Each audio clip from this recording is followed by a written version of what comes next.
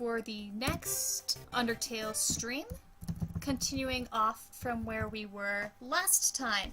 So yay, we're finally here.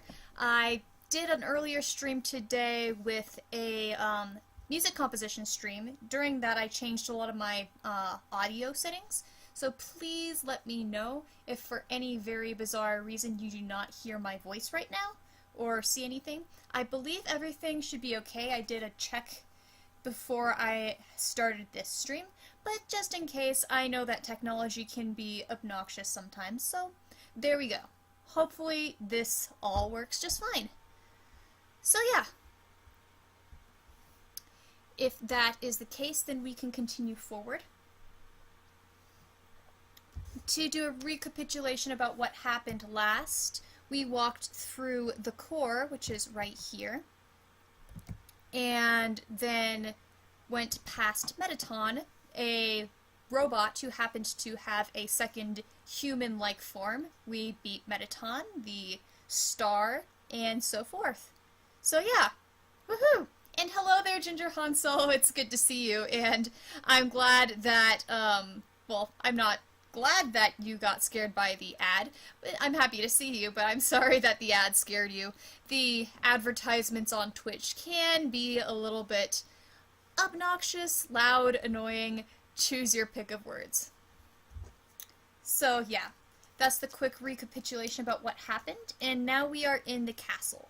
And the castle is the final location right before we meet Asgore, where Asgore is the big king who leads the underground, and we have been warned over and over and over again, stay away from Asgore. Asgore wants to kill you. Asgore wants to take your soul.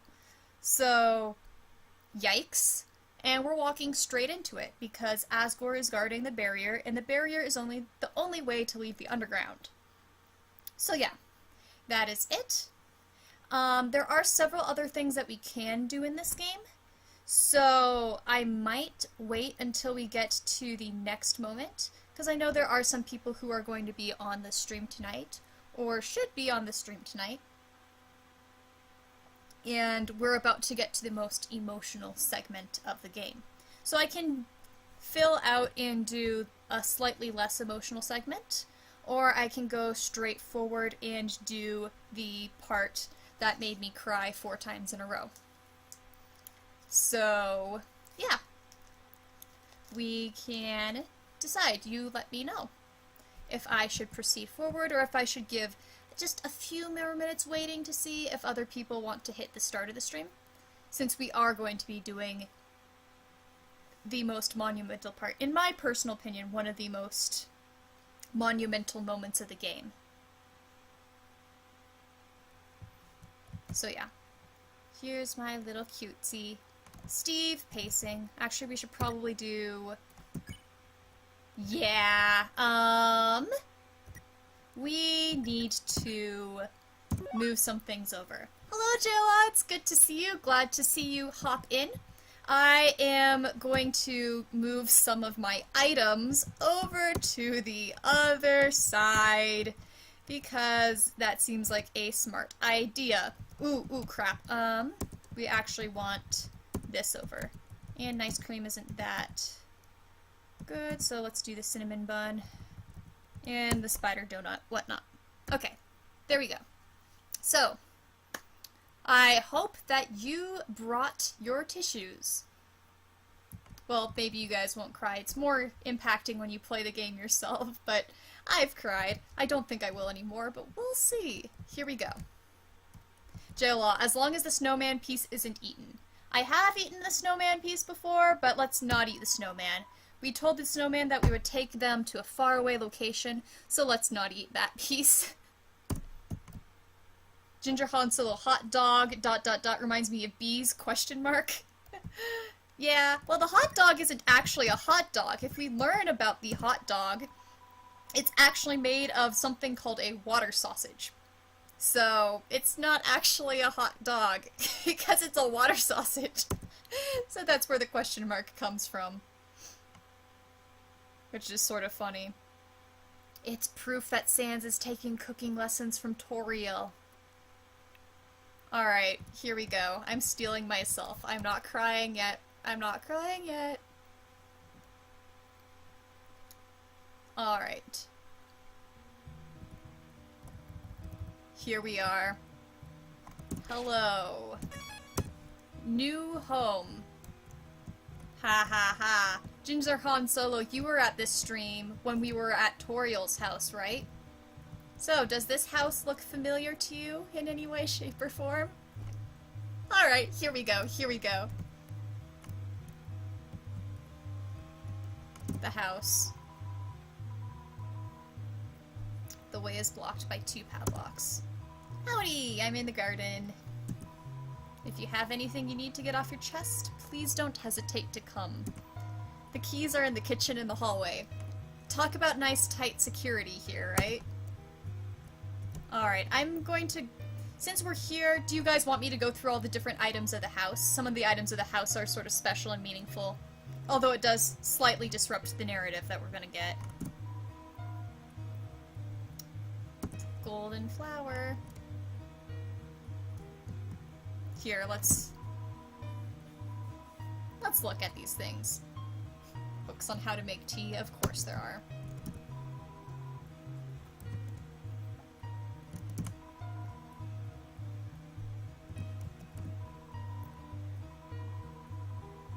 Doesn't seem like anyone uses it. Yeah, let's not think about that one too much. Toriel used to sit there. Jill, it's interesting that to get to Asgore you have to go through his house. It is really interesting that you go through his house. It's also incredibly effective storytelling that you have to walk through this house and see it, you know, see home, which is Toriel's place, and then new home, which is an exact parallel of it. And then here we go. Here's the story. Jayla, so Asgore doesn't crawl into Toriel's old chair to inhale her scent. I wouldn't imagine that I feel like Asgore would have a respect for the fact Toriel is gone and just leave it there, mournfully, thinking about maybe someday she'll sit in it again. And he doesn't want to sit in her spot. It would just feel too weird. And unopened containers of snails. Although we know he eats the snails since he goes to the Nabstabluke farm every single month. He's so nice.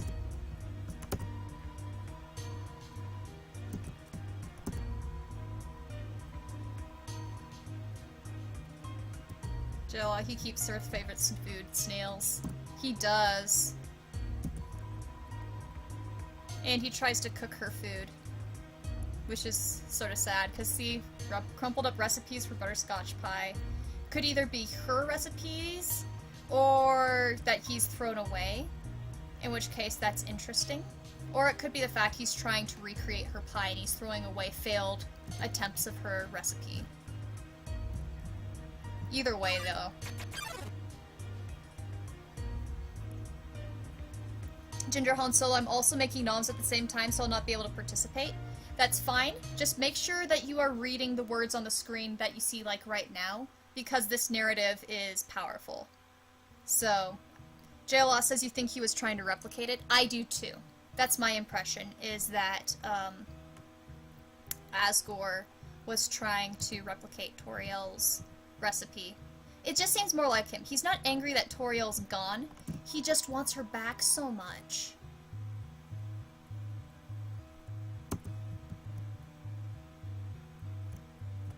And then here's the house. There's a heart-shaped locket inside the box. I'm not gonna take it. I'm not gonna take the knife either. Well, actually...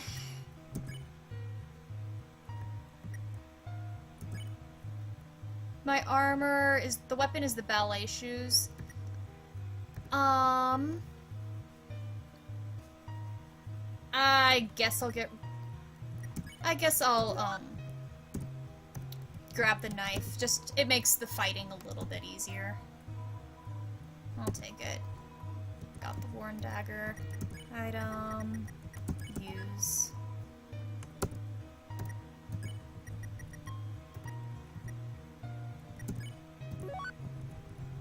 And Han Solo bringing the laptop over the kitchen works just fine. If you want, you can also request that I read the narration out loud. That way you can hear what the story is. Sandra, so you should probably take the knife and locket. I'm not going to take the knife and the locket. I took the knife because it'll make the next fight easier. I've played this game before many, many, many times. I'm not taking the locket because I have Temmie armor, and I don't need anything more powerful. The Temmie armor's the best armor out there. I can beat the next boss without any armor at all. Actually, I can do the boss with a with the default stick and worn bandaged, so I am totally fine. So yeah, Ginger Han Solo, yes please. You are the real MVP.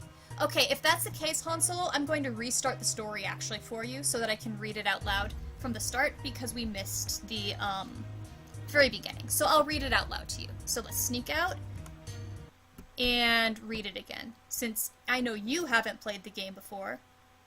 Sandrosa Tema freaking armor. Wow. Yeah, I've been playing this stream to give some people who have played the game before and other people who haven't the opportunity to experience it. And Temmie armor and seeing what happens with Temmie is just so entertaining. So yeah, we got the Temmie armor. This time around. It's not needed, but it's here. Alright, Han Solo, I started it over again. Here we go. A long time ago, a human fell into the ruins. Injured by its fall, the human called out for help.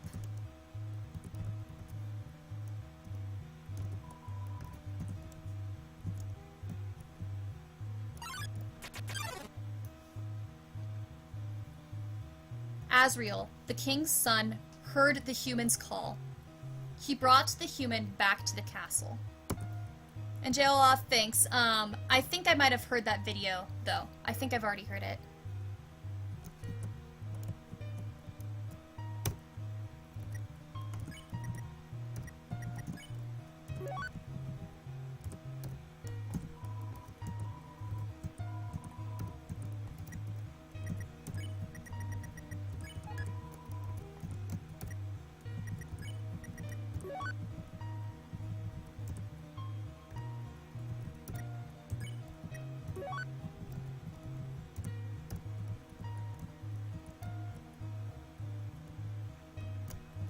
Alright, we'll sneak in here. Alright, that's the room under renovations. Here's the next piece of narration. Over time, Asriel and the human became like siblings. The king and queen treated the human child as their own. The underground was full of hope. I'm not crying. You're crying. And let's quickly go through Asgore's room. It's sort of cute that he writes things in his journal, even though he literally writes the same thing every day. Although it's a lie. It's a lie. Once you know who Asgore's character is, I don't know if it's 100% true. He's just talking rose-tinted.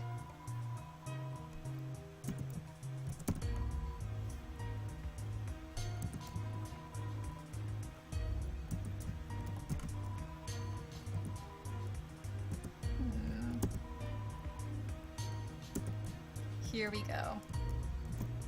We can look at the mirror. Despite everything, it's still you, it says. Alright, let's keep going.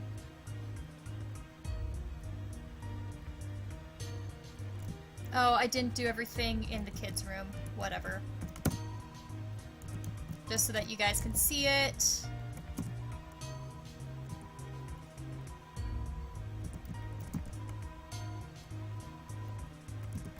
See the family photograph, the clothes, the striped shirts, and so forth.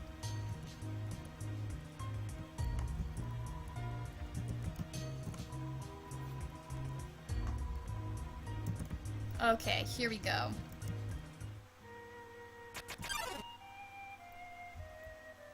Then, one day, the human became very ill.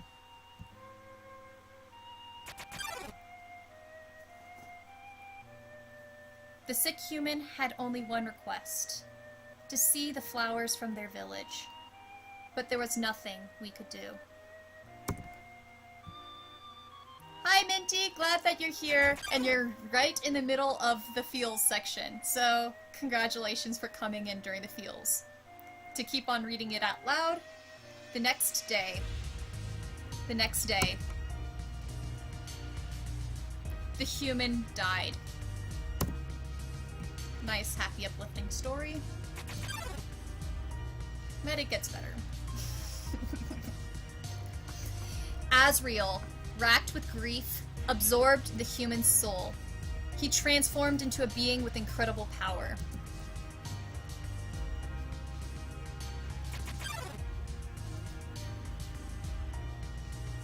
With the human soul, Asriel crossed through the barrier.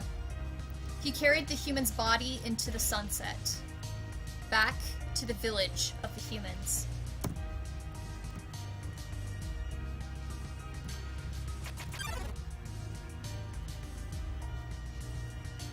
Asriel reached the center of the village. There he found a bed of golden flowers. He carried the human onto it.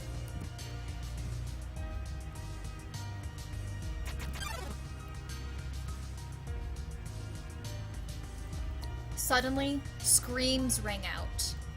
The villagers saw Asriel holding the human's body. They thought that he had killed the child.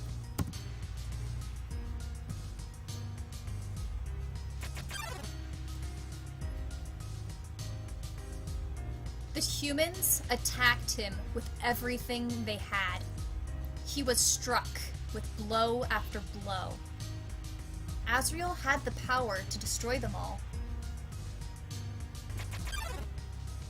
But Asriel did not fight back. Clutching the human, Asriel smiled and walked away. Minty, the tears are making my cookies sweet but salty. Yeah. Yep.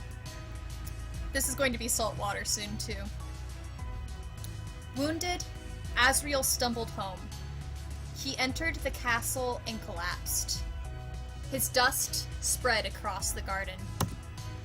Alright, 2 deaths. Yeah, let's just keep making this happier. The kingdom fell into despair. The king and queen had lost 2 children in one night. The humans had once again taken everything from us. Sandro, totally not crying here. Nope. I feel it slightly under here. Myself. It never gets less sad. The king decided it was time to end our suffering. Every human who falls down here must die. With enough souls, we can shatter the barrier forever.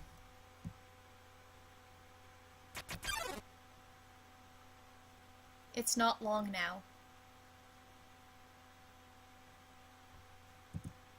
King Asgore will let us go. King Asgore will give us hope. King Asgore will save us all. It's weird that I usually play this where the audio goes perfectly in it, because I'm talking to you guys, I've been too slow. Oh well. You should be smiling too. Aren't you excited? Aren't you happy?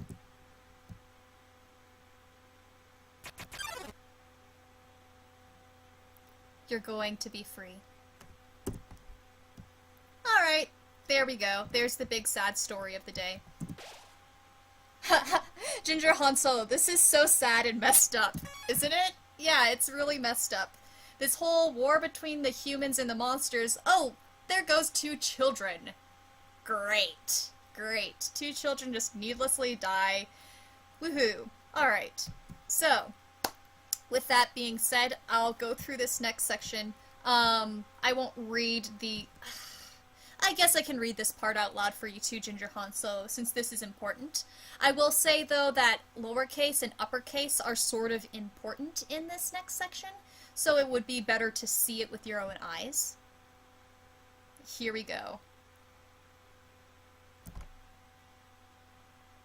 But see, Ginger Han Solo, this story goes from really happy to, wow, that was really screwed up.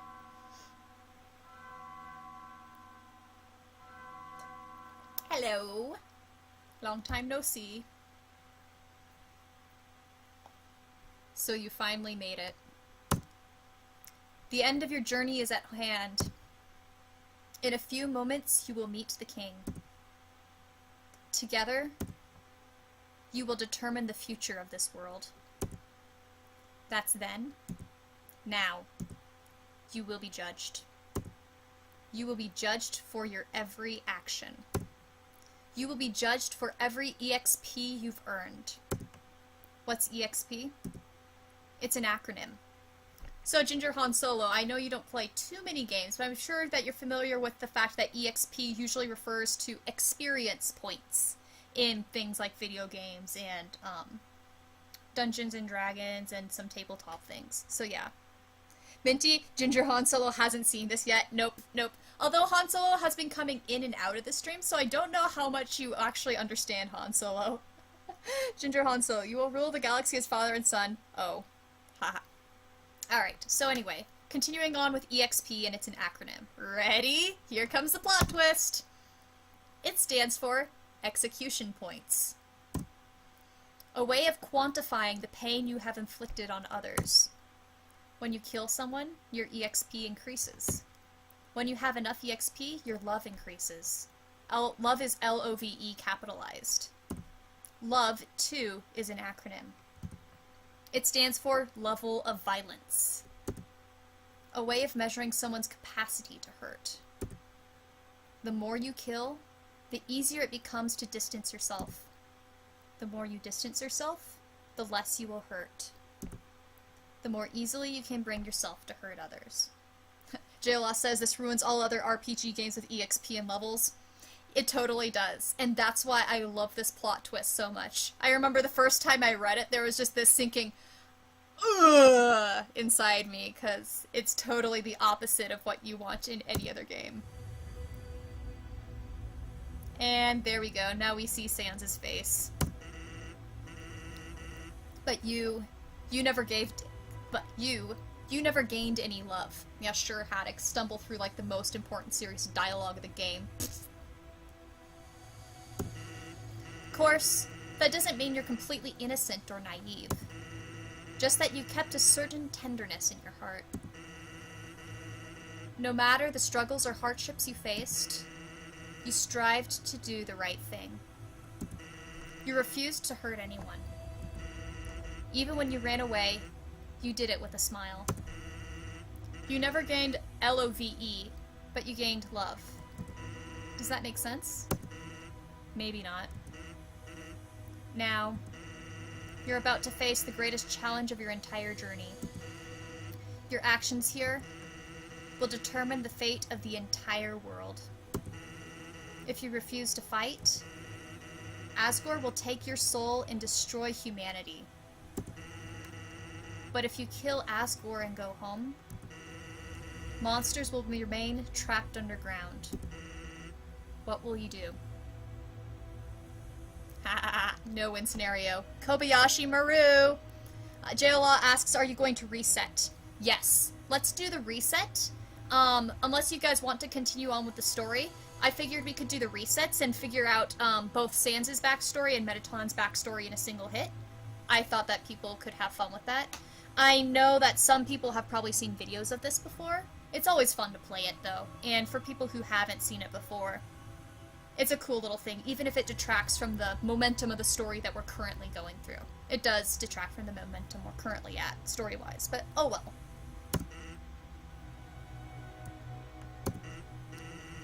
Sans says, well, if I were you, I would have thrown in the towel by now. But you didn't get this far by giving up, did you? That's right. You have something called determination. So as long as you hold on, so as long as you do what's in your heart, I believe you can do the right thing. Alright. We're all counting on you, kid. Good luck.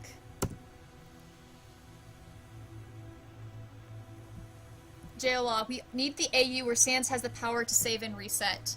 Well, when I finish my stupid fanfiction that's on that topic, I'll let you know.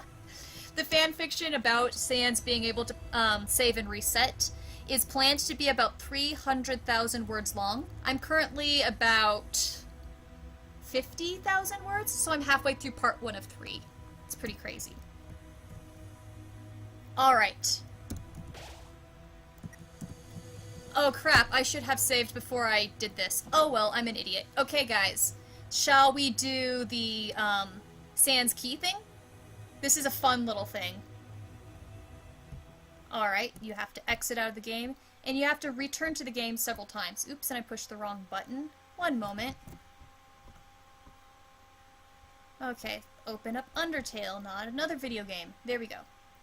Alright, and I think I forgot to save before the story. No, I did save right before the last corridor.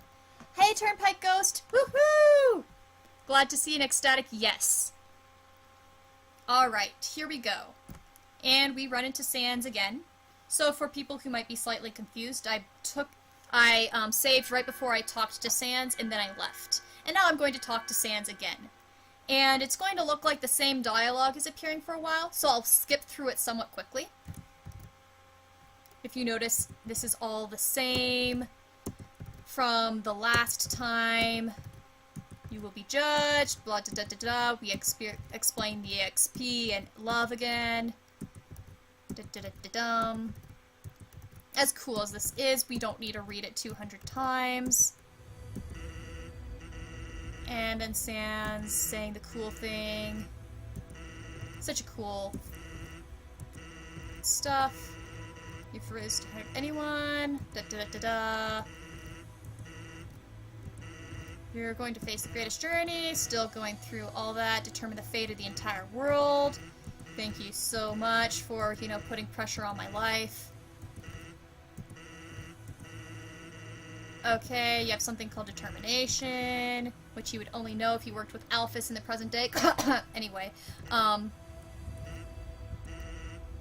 good luck. And now Sans is going to say some new stuff. I didn't do the same thing the second time. Here we go. Sandros, do you intend to do a No Mercy run? Yes, I do. When I finish this playthrough, I'm going to go back through and do a genocide route. I love genocide. It's like one of my favorite things ever. So I do plan to go back and play through that with a stream, just because I can. No spoilers for this, so people who don't know what happens in the genocide run don't get spoiled about the ending and stuff. But yes, I can definitely do that. I'll have to intentionally get myself killed so that you can get everything done, because genocide route's more interesting when you die a lot, story-wise, but I can take out the final boss in a single run. I've played this game too much. Alright, so here we go. This is interesting. This is the cool stuff. Ready, guys? This is so cool. Sans looks at your facial expression and is like, hey, you've heard this before. And I suspected something like this.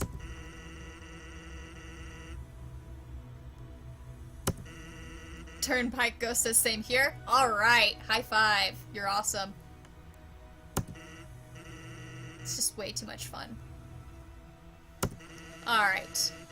Here comes Sans' secret code word. I know what your code word is, you dork. They'll have to be a time traveler, so Sans suspected you were a time traveler.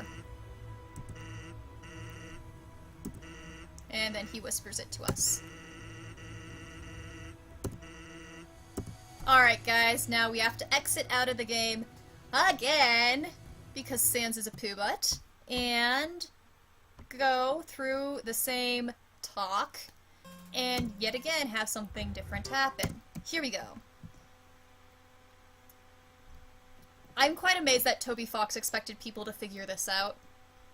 But, you know, I guess fans figured out how to get this, and it's so cool to actually get Sans to sort of open up to you about his past. Big sort of there, because, again, the fandom has about 200 billion interpretations of Sans. Alright, and then we don't have to go through the same speech. It's the code word. Here we go. Love this guy. I'm a stupid doo-doo butt.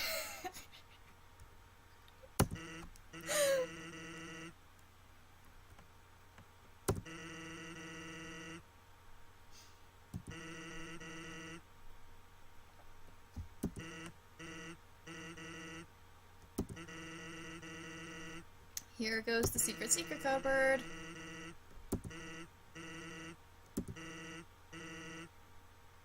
Oh, I forgot that he had the blackened eyes out for that part. Alright, and here we go. One more time exiting out of the game. And now we can finally get some stuff yanked out of Mr. Stupid Skeleton.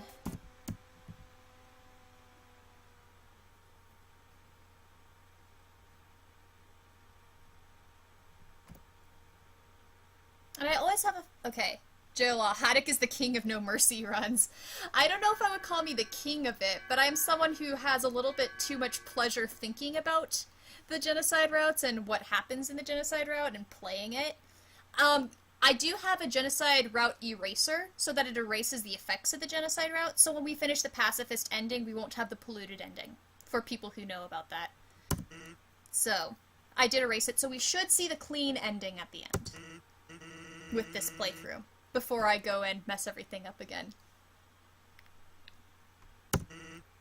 I can just talk on and on and on about why I find the genocide route so significant. I mean, I really do find it so incredibly significant to what it brings the story. Like, Undertale is not complete without both routes. Okay. Turnpike's quote, "Yep, that expression on your face, you're really kind of a freak, aren't you?" Yeah, that could be slightly applied to me. Sans is not wrong on that. Okay, Ginger Han Solo, why are you exiting and re-entering? Didn't catch that. So, if you watch the dialogue, Sans wants you to prove you're a time traveler. So you keep on exiting and re-entering. So when I exit the game, that means I'm going back to a previous set point. I'm going back to a previous save point. And then I go back and do the same area again. And with that, Sans sees that I'm going back in time and returning to the past a second time. So I'm exiting and re-entering basically to time travel back in time to prove to Sans that I'm a time traveler. And each time I do, he gives me a different code phrase to prove that I am what he thinks I am, aka time traveler. And JLL says, thing is, each game is an individual experience.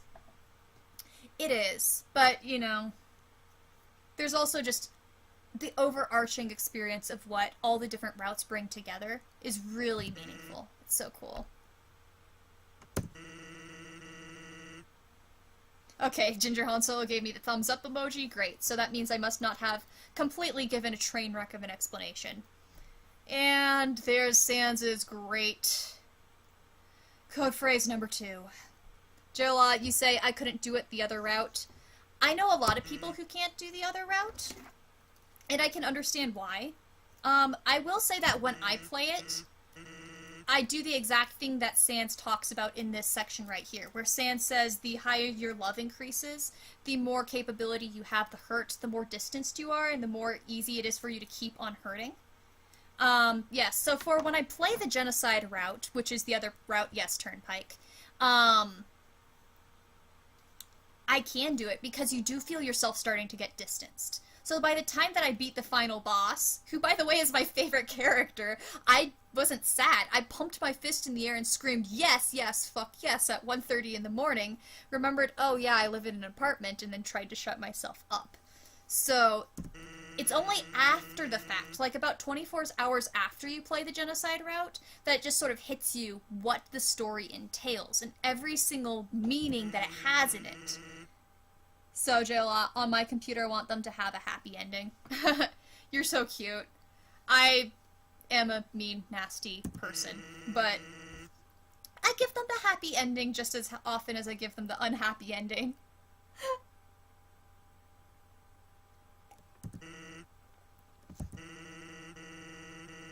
Secret, secret, triple secret code word. Which you just said. Okay. Alright, so we finally got the key to Sans's room. Jail though if I could count Though if I could, I'd grab one character and force them to come back. I would drag them by the ear and make them exist. Which character? If it's a spoiler, do some description of them. That would make sense. Alright, so now that we've done that, let's go back and let's pull out backstories before we finish the game. We can pull out both Mettaton's and Sans' backstory at the same time. And if you guys want to debate Sans' backstory and stuff, we have most of the information now. I know the genocide route gives a lot more detail about Sans that you have to piece together with this pacifist route. But we could talk about theory, because I know everyone has a different interpretation of Sans. I've gone through several myself as I've been thinking through and analyzing the game. I feel pretty happy with my current analysis, though. And JLI, you say you'd want Azzy to exist. Sandro, why don't we kill everyone and let Jerry live? Bring hell upon the underground. Aw! Okay, Jerry is annoying, but wow. Turnpike. It took me 2 weeks to finish my first genocide run, and since I have a Mac, I can't undo the final action. Okay, I should probably not say this, but I got so obsessed with Undertale that the first time I played the game, I passed both the pacifist and the genocide route in a week. It took me 24, it was a full time span of about 24 hours since I started the final boss fight and finished the final boss fight. But I spent 8 hours trying to fight that stupid person. Technically 6 because I tried to fight them between 2 to 4 in the morning, and that just made me sound stupid. But yeah. Minty, fuck Jerry. He's not allowed a route for himself, even to bring hell upon the under. We're all just going to ignore Jerry too. Aw, poor Jerry. Jerry gets no love. Alright guys, we're gonna buy a mystery key. I like how Bratty and Caddy suspect it's to someone's house and they just still sell it anyway. Like, really girls? Really? Okay. Sorry, I forgot that my inventory was full. Da da da da da. Move something over.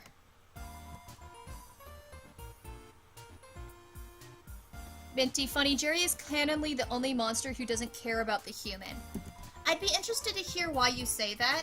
I'm trying to think about Jerry, and I don't really get that impression myself, but I'd be really interested to hear why you're saying that. I'm really interested. Especially since we don't get any conversation really about Jerry. You never see conversation in the fandom about Jerry.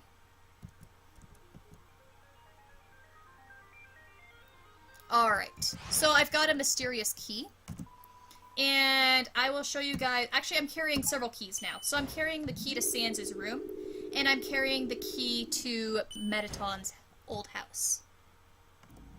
Sandros, what do you mean? The final genocide boss is the weakest enemy in the game? I mean, they die in one hit? Well, all of the... Okay, so... There's a rumor going around that the character has 1 HP, and I thought forever that that was fanon and not canon. But if you look at the game code, that character does just have 1 HP. But ha ha ha, very funny about the weakest boss. I mean, yeah. So Turnpike, it took you 30 hours. Most of it was at school, which is probably why it took so long, but you can do the battle in 15 minutes now. Nice. Congrats for that. It took me, yeah, 6 to 8, but I did it in a very short amount of time, and I just I basically played it over and over and over and over again. That was basically my entire day, so that's probably why I did it so fast. You did it at a pretty good time, too. I would be really interested to see the average time that it takes someone to beat the final boss, for the genocide. Since that stupid boss. Weakest boss. I hate the flavor text. Yeah, Sandro, the weakest, not easiest to kill. Yeah, I know, but it's just so funny. It's so interesting, too, that they are canonically the weakest. It really makes you wonder why they only have 1 HP. Like, why? I've got major time suspicions. So, let's see. While I get myself a glass of water, I'm gonna ask you guys, do you want to do the Sans key or the Mettaton key first? Do your votes. I will be right back. I need agua.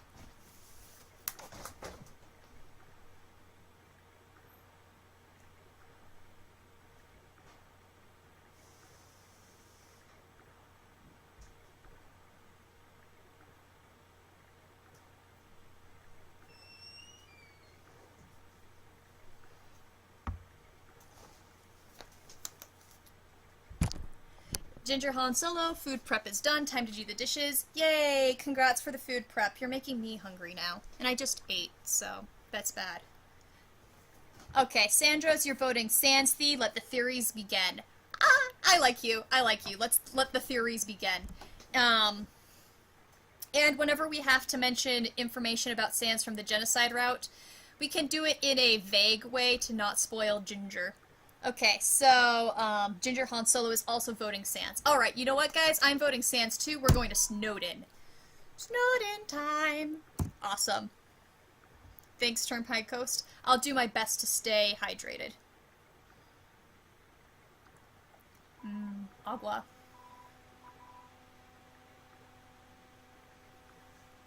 Huh. Ginger Han Solo, thank you for not wanting me to die. For people who are wondering what Ginger Han Solo means, I have celiac disease, and I cannot eat gluten. Oh, we got a really good River Person comment with the humans, monsters, flowers. The metaphysics of living creatures in the underground. Since, yeah. Come again sometime, tra-la-la. Okay, here we go. We're back in Snowdin. We might as well say hi to Undyne and Papyrus before we barge into the Skelebro's house. Hello! Poor Undyne. Undyne is, like, so fragile. You put her in Hotland and she gets burnt up. You put her in Snowdin and she freezes. Poor fish woman.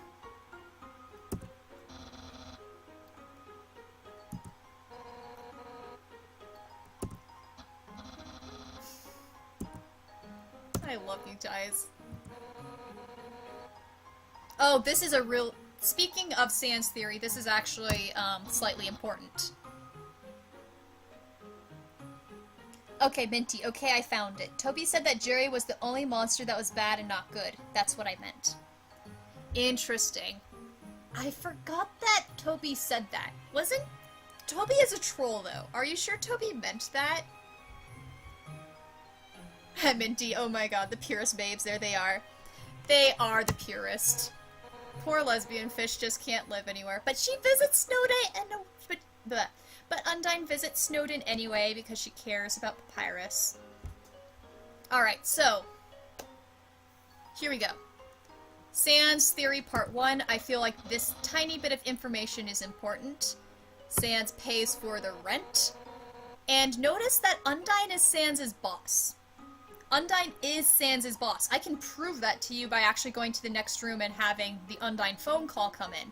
And yet she wonders where Sans gets the money to pay for this house?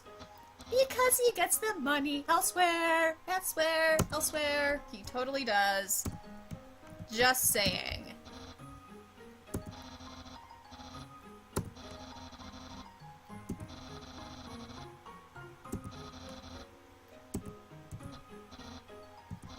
Okay, he says the same thing. Okay.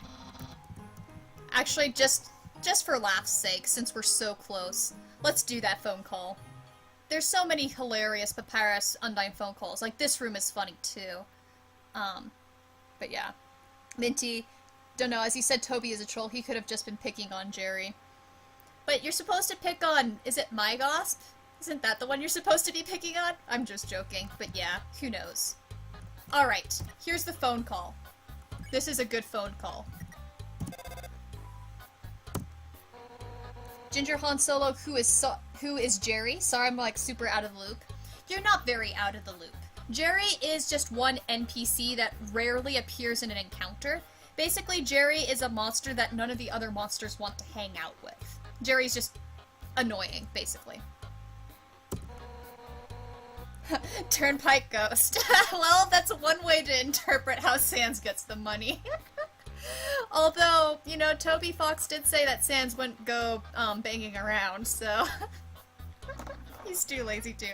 But that's funny. Alright, here we go. Undyne complaining about Sans slacking off or sleeping, but his results are just good enough to not fire him.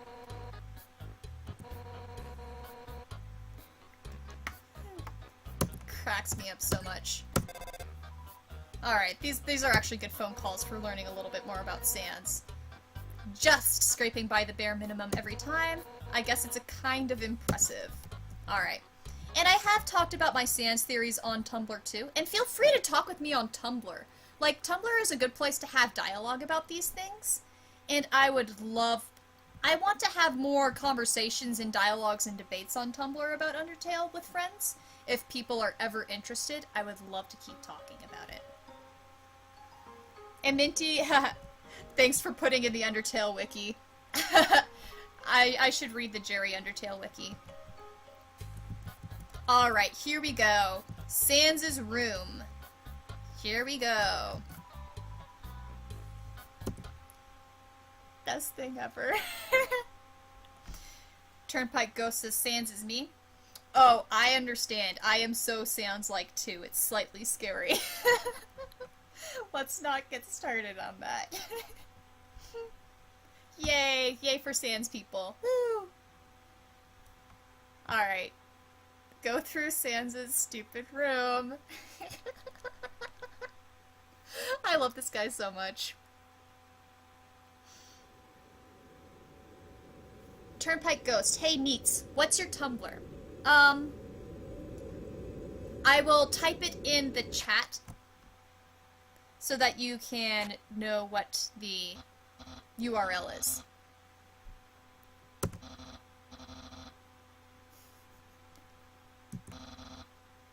So funny. Why were you using a treadmill in the dark? I just love how Sans trolls you like that. At first you're thinking that you're walking through like this whole separate dimension, and then it's just you in the dark with a treadmill.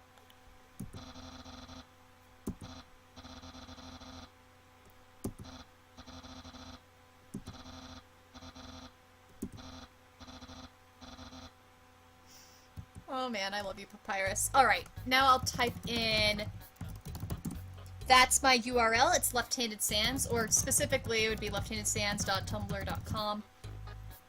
I'm always happy to talk to people about Undertale theory and just discuss it back and forth, because I feel like even though the fandom has been around, obviously, for over a year now, there's still so much fun stuff to just keep talking about. It never gets old to me. Alright, here we go. Sans' room. Someday I will get the annoying dog in the tornado. Awesome. And Turnpike, is your Tumblr URL the same as your name? Yeah. Awesome. Cool. It'll be fun chatting. The truth is that you got owned, nerd. Sans, I hate you. And here's his socks.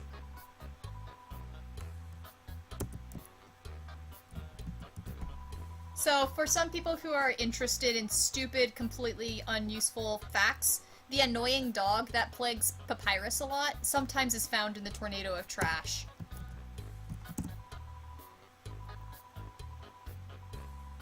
Let's be real, I have bunched up my sheets like that too. Just everything about this room. I just love this stupid room.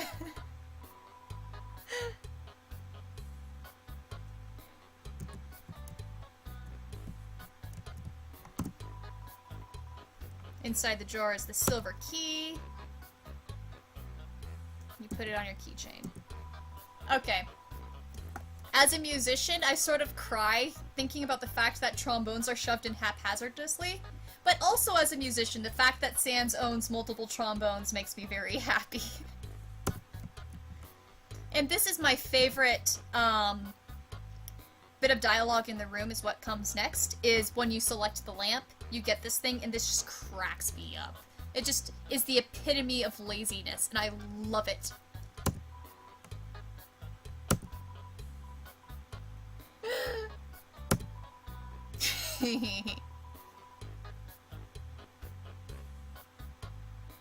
Ginger Han Solo, yes, you go, you finish making your bed. Don't be as lazy as Sans. Just, you know, try to make your room look prettier than this guy's room, and yeah. But even if your room isn't as pretty, no judging. I've lived in a tornado before.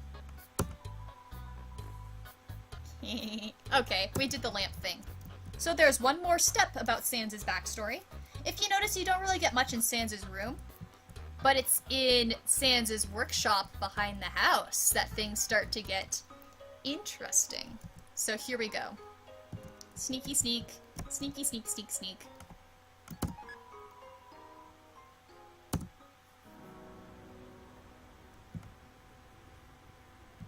Here it is. I forgot this music was in there. Fascinating. Okay. That makes sense. So, here we go. The photo album. Sans with a lot of people that you don't recognize. Now, if you meet the clam girl visitor in Waterfall, then you'll get an extra photograph, which is a poorly drawn picture of 3 people that are smiling, and on the back it says "Never Forget" written out. Minty Hot Chocolate says, Sans, seriously, the best brother 2016. I absolutely agree. Okay, I actually have one contention with Sans being the best brother. It's the fact that he lies the crap to Papyrus. And I have a suspicion of why Sans lies to Papyrus all the time, but on the other side, I do feel slightly uncomfortable with the fact that the brothers never tell each other the frickin' truth. I hate it. Okay, Turnpike Ghost, you have a question, but you're afraid it's too spoilery. Let's see, I think Ginger Han Solo's the only one in the room who hasn't played Undertale. So Ginger Han Solo, how grumpy would you be if you saw a question on here that might be slightly spoilery? Tell us what you think, and I will be chill with whatever you say. And if you're cool with it, I'd love to hear what the question is, or, you know, you can always talk to me on Tumblr too. Tumblr, I am a spoiler blog. I am a very spoilery blog. I blog spoilers all the time. Alright, and in the drawer is a kind of badge, this drawer. And then blueprints, but you can't read the symbols they're written in. Or maybe it's just the handwriting. And they relate to some kind of strange machine. Okay, that's still blueprints, right? And then there's the strange machine behind the curtain that seems to be broken. So this is Sans' room, and I remember that you can't call Papyrus and Undyne in this room, if I remember correctly. Yeah, you can't. So, here is Sans' very interesting workshop. And notice how clean it is. Ginger Han Solo, your facial expressions give me life. Thanks. I don't even know what my facial expressions are, so... yeah, thank you. Okay, so Turnpike has to do with a certain goop man. We've actually already talked a little bit about Gaster, and Sandro says would talking about Gaster be considered spoiler. I say no. Given as that Gaster is so, very, very, very, very hard to encounter in-game, let's talk Gaster. Gaster is fun, especially since, let's be real, Gaster and Sans, there's a whole lot of discussion about backstory that way. Alright, so I'm fine with you guys talking about Gaster and Sans, or things like that. I'm really chill with it. And talking about Gaster, I don't think is a spoiler at all, because again, he's so hard to get evidence for when you're actually playing the game in any route. Alright, looking at Minty's earlier comment, you say, okay, you're responding to the fact of me complaining about Sans and Papyrus lying to each other. You say, dude, I agree, it hurts. They both keep secrets. It's like, no, you babes, be truthful and trust each other. It's sad because Sans and Paps are both very insecure with themselves. And Minty says Gaster's more of an Easter egg than a spoiler. I agree, yeah. So, it's really sad. As you say, Minty, both Sans and Papyrus are insecure with themselves. I would say Papyrus more than Sans. I feel like Sans, a lot of the reasons why he keeps secrets is pertaining to his real job. Papyrus, it's more about wanting to look better and more emotionally stable than he actually is. And it's really sad because a lot of the times that they lie to each other, you know, sometimes it's true Sans doesn't tell the truth because of work, but it's also to try to protect each other, make each other happy. But lying to each other to make each other happy doesn't make the other person happy. It just is shielding them from something that they need to know. So, gets so frustrated. Alright. Turnpike. I've heard that since the newish past you can find Gaster without messing with the game, but I don't know if it's true or not. I think it is true. I think it is true. I have actually run into a Gaster follower while playing the game without doing any game tweaking. So the fact that I can run into Gaster's followers now, I think you can also run into the alleged discussion of who we think Gaster is. And Sandro, when you first played and read about the secrets in the game, you came to the conclusion that Sans is Gaster. I've heard some of those theories before. Those are always interesting.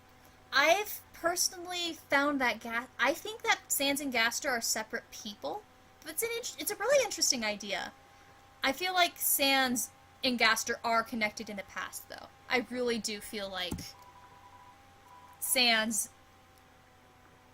knows about Gaster and had a connection to the past. I mean, the Gaster blasters, to, you know, speak about that very vaguely, sort of, I think, really indicate that Sans and Gaster have a connection. Turnpike, you've run into a follower too? That's nice! It's so exciting to actually get a follower, run into one of Gaster's followers in-game. That was one of the most exciting things for me ever playing, because I wasn't expecting it. I mean, I knew about them and I'd seen the videos, but I never expected that me playing it actually run into one of them. I just sort of stared and I was breathless for a while. So cool. Alright, now we're going to do Mettaton's backstory. Sandro, the sprite we assumed is Gaster is actually called Mr. Man, so he might not be Gaster. It is very true. The problem is that there's so many things that we can only guess are related to Gaster. I feel like Mystery Man is a very good, very, very solid guess to be Gaster. It just makes sense, given how Toby Fox has labeled, like, Gaster's theme, or the G Follower 1. I feel like, even though we can't prove that they're the same person, I feel like it's a pretty strong guess to say that it is Gaster.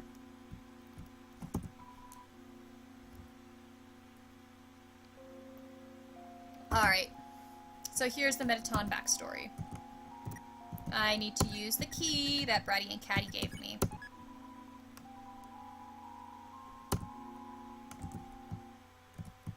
Here we are.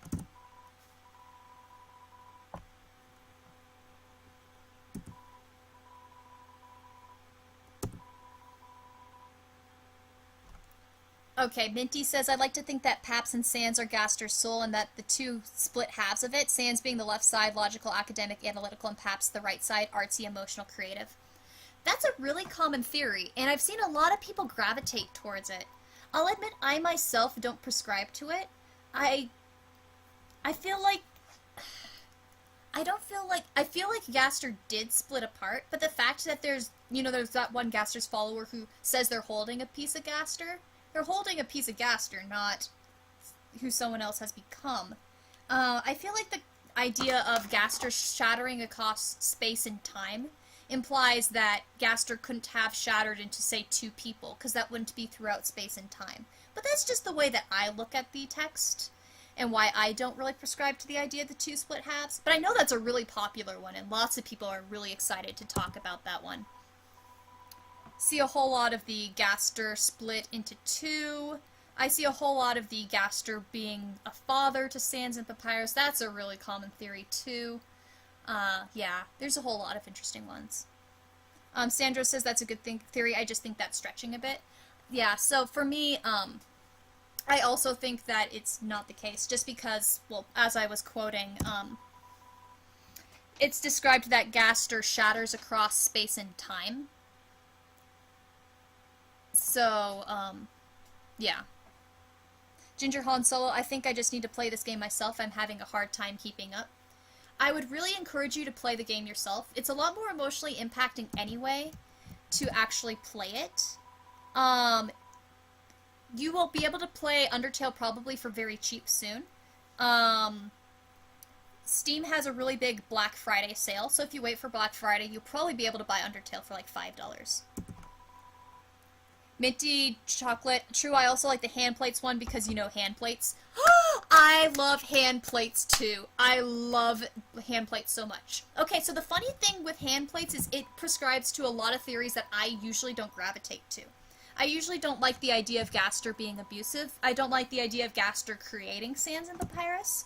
But Zarla is incredible. And I will talk with friends about hand plates all the time. I recommend hand plates to everybody.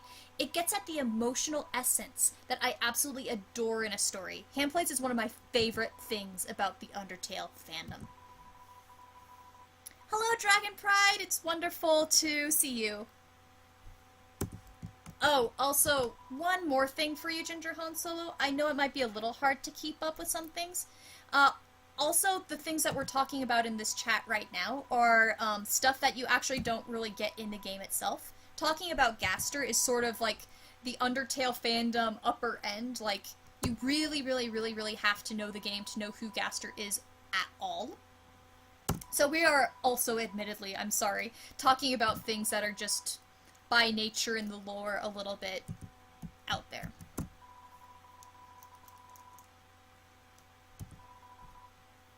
So, yeah. Minty hot chocolate, all good and same. Yay! I absolutely... hand plates. So if people don't know what hand plates is, I will shove it in your face. Actually, I won't because that's mean, but I will smile very broadly and say that it's amazing. Amazing.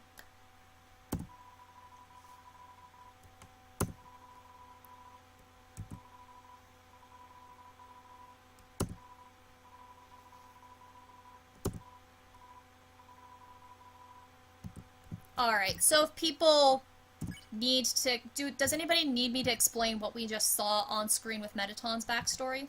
Which is really interesting.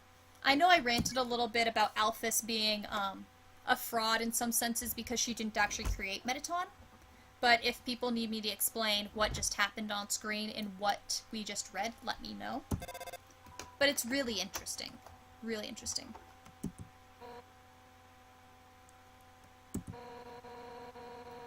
Minty saying calling Napster Blukey is really cute. Blukey is a cute name.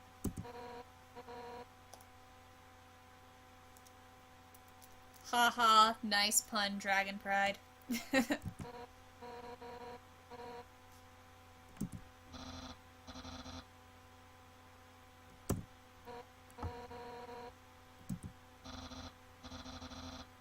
Also, can we please give applaud to this game for using the word headcanon?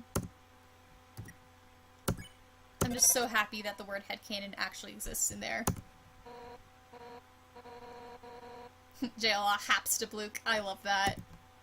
I wonder how many people in the fandom just call pre-robot Mettaton Hapstabluke for the entertainment of it. Alright, well we did it guys, we did the backstories. Are we ready to do the exciting drama part? The climax? Okay, first of all I'm gonna look at the time. Do we have enough time to do this? Yes, we do. Okay, guys. Ready for the excitement? Okay. So we've done that detour. Remember that we just walked through the castle. We heard that horrible, painful story about two little kids dying.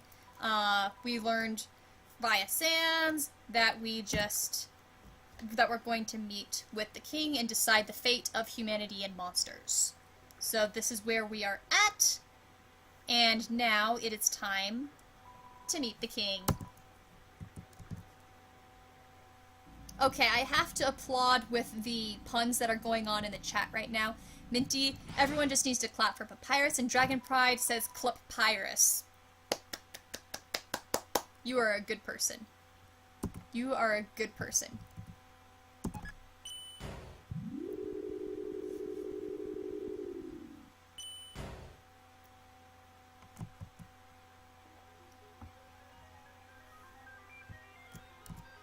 Oh no, are we going to run into another pun battle like we did last stream? That was pretty fun though, I will admit. I'm so happy that you guys did that. Sandros. Sandro, now we fight the king of the mountain, the king of all monsters. King Fluffy Buns. Here we go, Fluffy Buns the Intimidating. Here we go. Yes, it's Fluffy Buns time.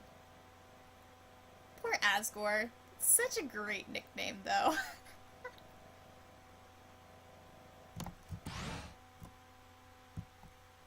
Turnpike, a lot of the Undertale group like to think that Gaster is Sans and Papyrus' dad, I think, from what I've unfortunately seen. I can see why the theory is that Gaster would be Sans and Papyrus' dad. I don't think that there's any good evidence for it. Although the one thing that it does have going for it is that Sans and Papyrus both seem to have Gaster blasters. And how would they both have Gaster blasters unless they're both connected to Gaster? And the easiest way to do that is by saying that they're related. And lots of people like the idea that Gaster's a skeleton. He sort of looks skeleton-ish, but it's so hard to say. So that's where that theory comes from. I'm not as opposed to that theory as some others, but I don't prescribe to it either. I don't think that Gaster... If Gaster is related to, Sans and Papyrus, I wouldn't want him to be anything more than an uncle.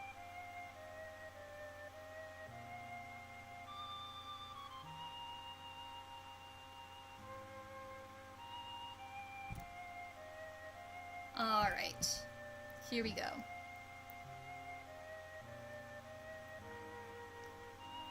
JLS says it probably makes him tear up now to hear it. To hear the nickname Fluffy Buns. It's probably true, since Toriel was the one who first called him Fluffy Buns. Asgore probably would be very upset to hear the nickname.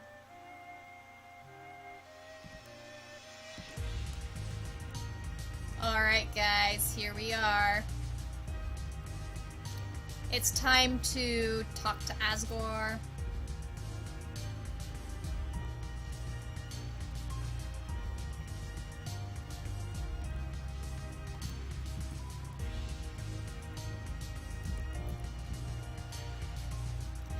Oh, Turnpike, you're one of the people who ships Nice Pants.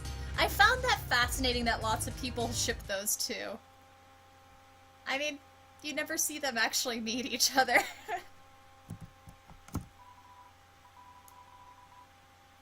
JLA, Asgore made a bad decision in a fit of grief, one that he couldn't retract. You and I talked about this a bit before. I don't feel like, I don't think Asgore made a bad decision. I don't even think it's a bad decision.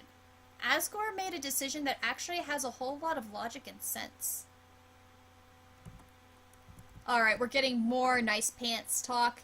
Minty's like, yeah, truth, Turnpike, and Turnpike says opposites attract. Minty, I like crack ships.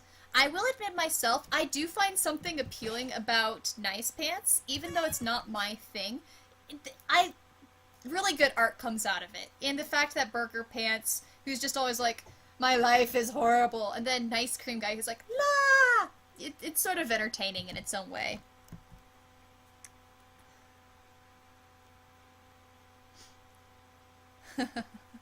JLA, it ruined his life, his marriage. Maybe it was logical, but it had consequences. It did. It had enormous consequences. Although, to be fair, Asgore didn't know it would ruin his marriage.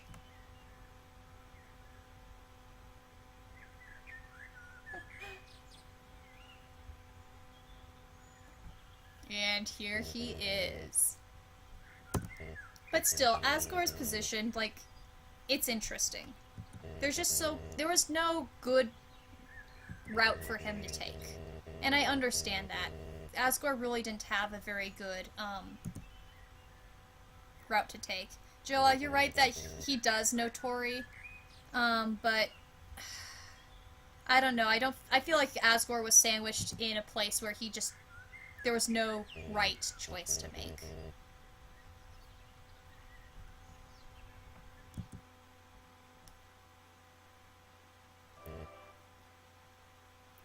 Minty Hot Chocolate. Burger Pants talks about Nice Cream and their friends, I believe. I need to remember when Burger Pants talks about Nice Cream. I do like the idea that they'd be friends. I'm trying to remember where he said that. Is it at the end? I'm trying to remember. It's been a while since I've read all of Burger Pants' dialogue.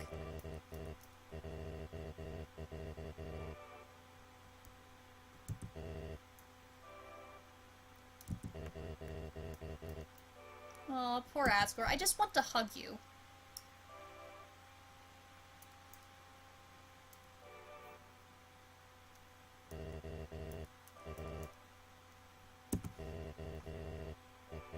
Birds are singing, flowers are blooming. I'm gonna giggle, but let's answer that one with the right quote. Perfect weather for a game of catch.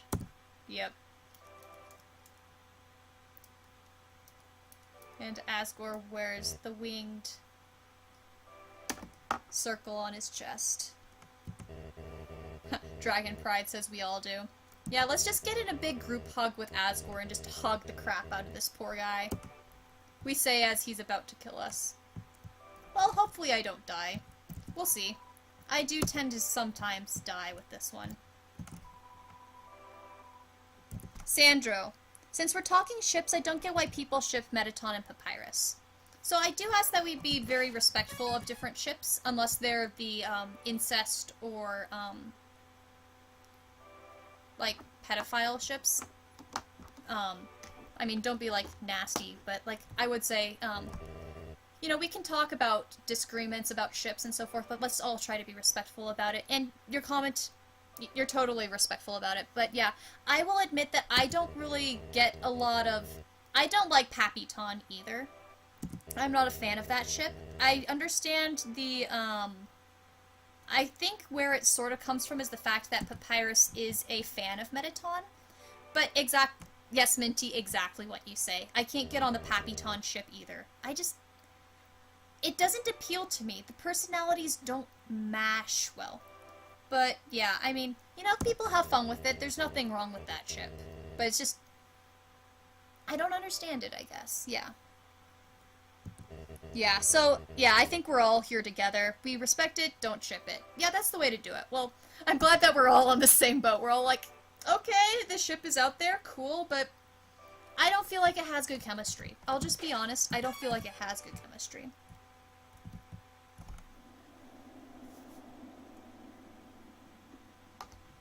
Papyrus, yeah, I don't know.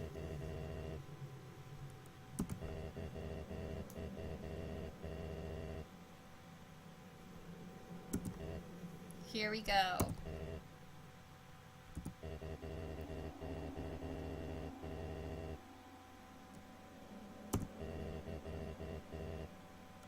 Here we go. Ready, guys? Here we are. Should I make really horrible evil cackles right now? Let's see how long it takes me to beat this one. Let's hope I don't do too many stupids. The problem with Asgore's fight is that I tend to just make stupid mistakes. Minty, agreed, and I just need to draw Asgore being hugged. Aw, your art. I'd be so happy to see a hugged Asgore. Although I think I remember when you were doing your art stream, you said Asgore is hard to draw. Well, there's practice, I guess. Here we go. Goodbye. Loved you too, Asgore. Love this. Boop. There goes the mercy. The fourth wall in this game is just so good.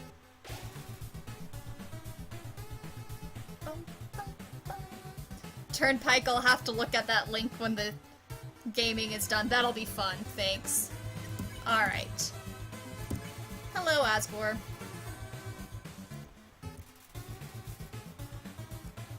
So sad. He just does not want to kill you. Oops. Man, yeah, it's been a while since I fought this guy. Ha, whatever.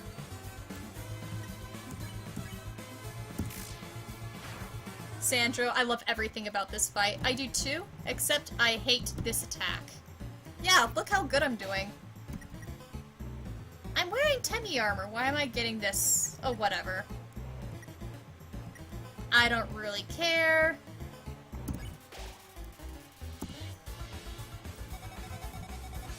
Yeah, it's been a long time since I fought this one. Yeah, we'll be bad. I'll probably die a few times. Whatever. Okay, blue is move. No, blue is stop. Idiot. Okay, yep. You guys are gonna watch me completely idiot the way through this. This is funny. Okay, this one's easy at least. I say as I get hit. Wow, really, Haddock?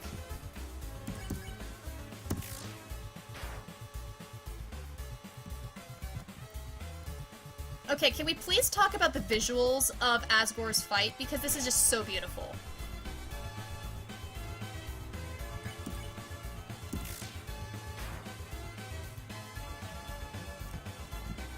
Like, the visuals on this fight. Like, Undertale is just such a visually appealing game.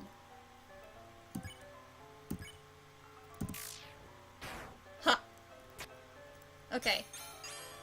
Move. Don't move. Move. Oh, pfft, whatever. Sandros, remember blue stop Sans? But remember blue stop signs. Sans would be so disappointed. Yes. Sans would be very disappointed with me. Oh well. Sorry, Sans. You give horrible advice anyway, Sans. Alright, let's do the pie just because this is such a cool thing. And so sad. Turnpike, his music is probably my favorite in this game. This and the one where you battle Toriel. This is one of my favorite themes, too.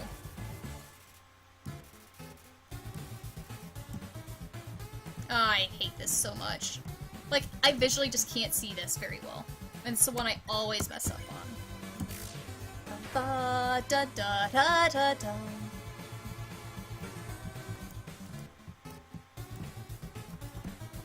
Minty, you agree on Asgore's fight being so artsy and pretty? Yeah, it really is. Just, I've been meaning of making a gift set of all of my favorite visual moments in Undertale. I just haven't yet.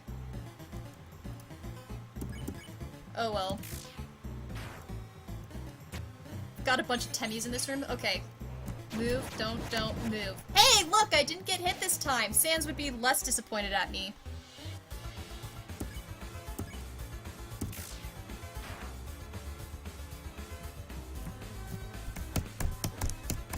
There we go.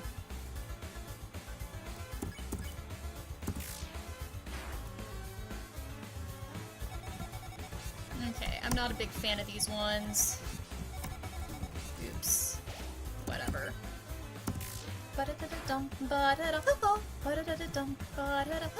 So I have one friend who says this is the hardest attack for her. For me, this is one of the easiest.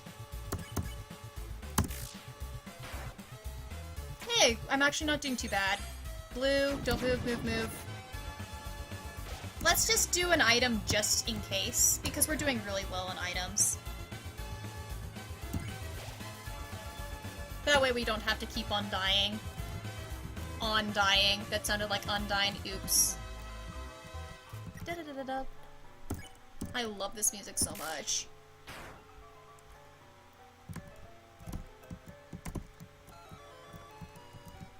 Oops.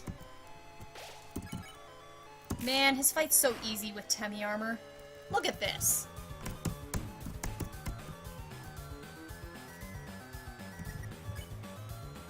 Yeah, let's just... We're overdoing the items because it's not like I really need them anyway. Crap, I did not see that.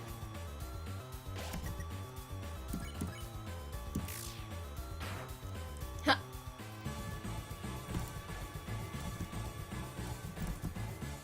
Oop, that was close. Sorry for singing along, that's probably really annoying. Whoopsies. Hey, there we go. Yeah, we're not gonna die this time. We're getting really close. Stop sign. Sandra, I wonder what Sans is doing while we fight Asgore. Turnpike says just chilling. Dragon Pride says making a sandwich or a burger. Sandra, making, I doubt it. Dragon Pride, an uncooked burger since he's so lazy. I'm laughing really hard. Sans is probably buying a burger at Grillby's because, as Dragon Pride says, he is lazy and Sans... Although Sans does cook food. He makes the, hot dogs and hot cats, and he does try to make a pie. But let's be real, he probably is buying a burger and eating it at Grillby's or something. You're probably right. Turnpike, the one where the fire moves all the way across the screen is the hardest for you. The hardest one for me is the ones that sort of do that. The flappy ones. I can't do that one.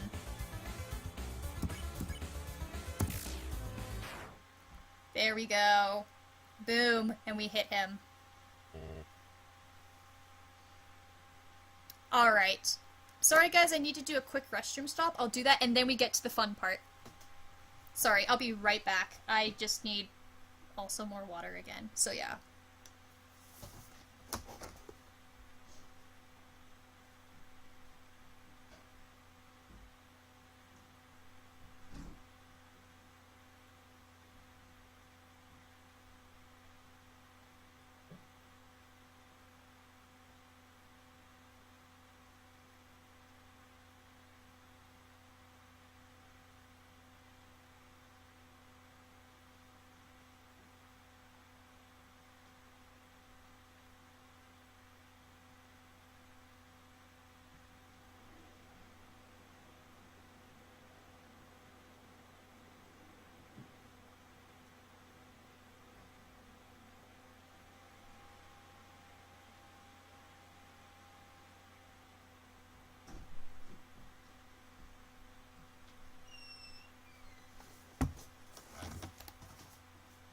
Alright, here we go.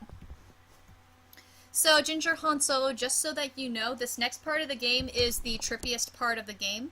And if you plan on playing it, you might want to go into this completely on your own, but it's pretty crazy to watch too. I remember the first time I played this game, one of my friends wanted to watch me play it. And she asked to come to my house and just watch me fight Asgore. She said, oh, the Asgore fight's my favorite part of the game. No, she was stupid. She was lying. She was tricking me. My friend was wanting to see my reaction to what happened after the Asgore fight, because I was playing Undertale 100% blind at that point. But anyway, here we go. Here comes the crazy stuff. Here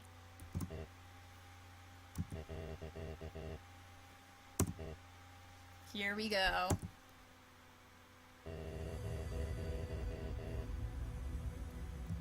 Poor sad Asgore.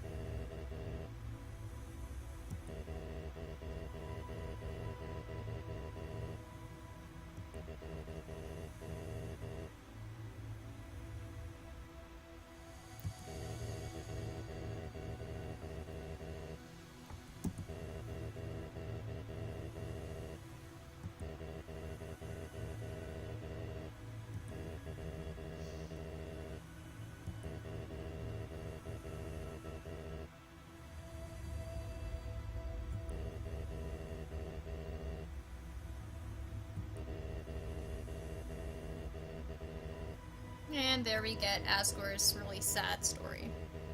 Minty, I love this character that pops him up. I love him. Oh man, I love the character that's coming too. Just such a good character. Let's just... In 5 seconds when it happens, we can just scream about this character together and just how cool this moment in the game is. So cool. You should have seen my face the first time I played it, because I was not expecting it in any way, shape, or form. It just blew my mind out of the water. I was like, what? Yeah. Completely freaked me out.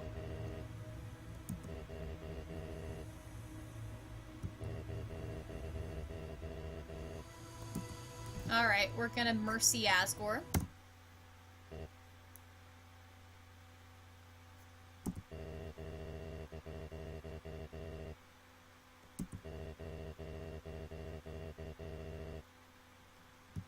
Asgore's all touched. Aww. We're gonna make Goat Dad happy. Sort of. Sort of. I'm laughing already. I'm trying so hard not to laugh, but I'm just laughing. Turnpike, you've gotta be back. That's alright. Cool. I'm so glad that you've been coming to the stream. It's been fun talking to you.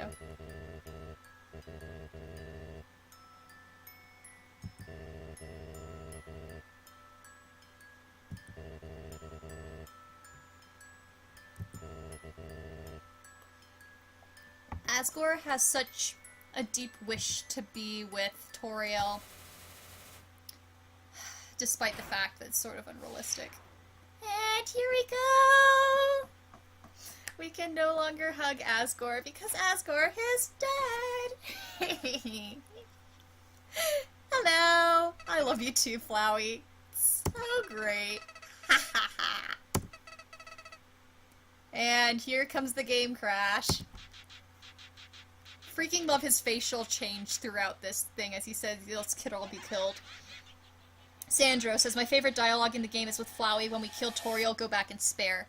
That dialogue sold the game for me." Same. Same.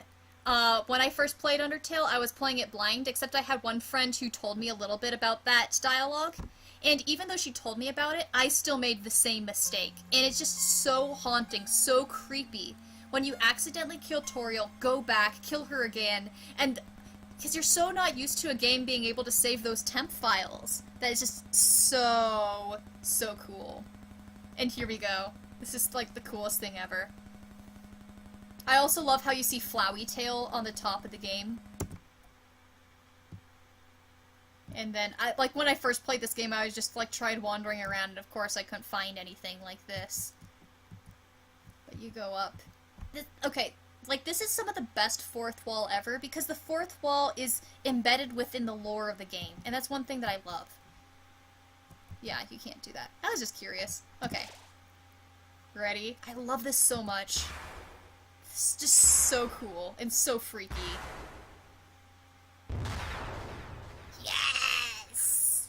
Omega Flowey!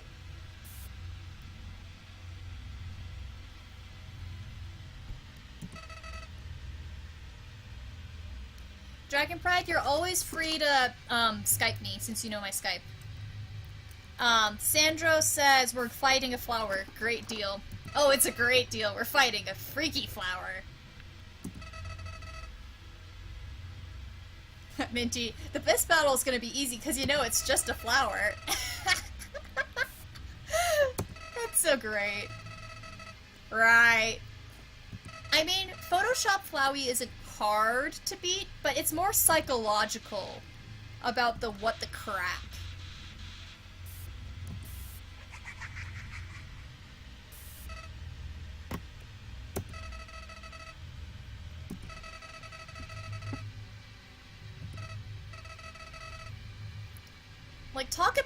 There's very few villains in stories that actually creep me out. Flowey, for me, is a successful villain.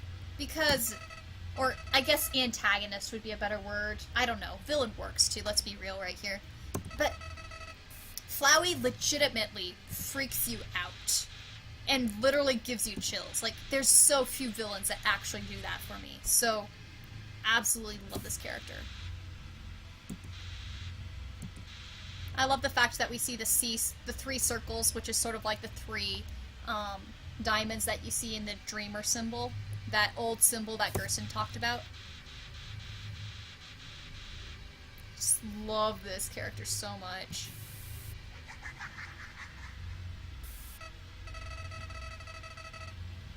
And also that you can't escape to your old save file. You literally can't. For people who've never played the game before, you literally cannot get back to your old saves. Your old friend Flowey has worked on a replacement for you! I'll save over your own death. I just, and the face, right here. It's the creepiest thing ever. So you can watch me tear you to bloody pieces over and over and over. Ah! Yep. And then we're going to advance towards the flower. Minty says his expressions are just erg I love. Same here. It's so effective. Such an effective game. And speaking of effective moments, this one right here. Watching people stream this one, it's always hilarious to see people react to this for the first time. This boss fight and then the boss fight at the end of the genocide route are my favorite blind reactions ever. They're just so funny. Aw, Sandro, Flowey gave you nightmares? I'm sorry. Though admittedly, this is sort of the stuff of nightmares. This is crazy. Alright, let's try not to die. Ready, get set, go! Oh, it's this one first. Oh yeah, we're doing real great Haddock. Oopsies. Dodgy, dodgy. Dodgy, dodgy. Dodgy, dodgy, dodgy. Yeah, we're gonna cut it close. Very close. No, please no, I don't want to die. Hey, hey, we did it! We did it! The first one's always the hardest. Sandro, Pal at the end of the genocide route. That one haunts me too, but in a way that I get this excited chill. Like, there's a reason why I'm obsessed with the genocide route. It's just, it's so cool, and the emotional concept of what's happening. I could rant about it forever.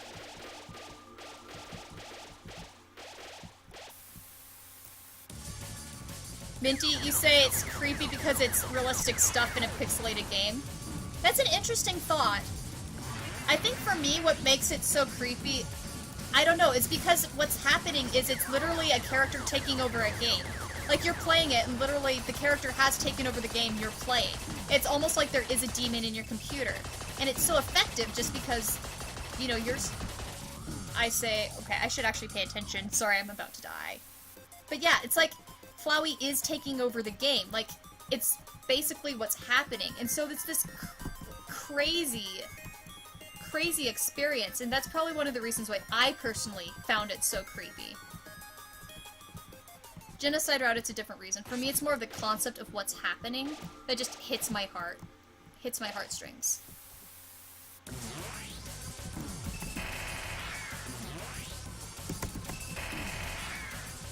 Alright. Well, we're gonna survive. I mean, I went through the hardest ones. Good.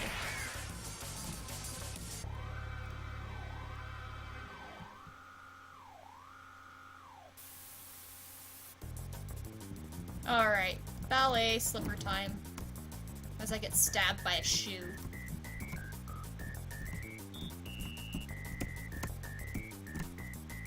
Actually wants to be at the end when you act, so that I can get all of the noteses. Here we go. Minty 2, yeah, that's it. It's the loss of power and AI. Yeah, it is. It's... like, this game just, it does really cool psychological things to you. It's not just the story, but it's also how emotionally you respond to it and how the game affects you. You as the player.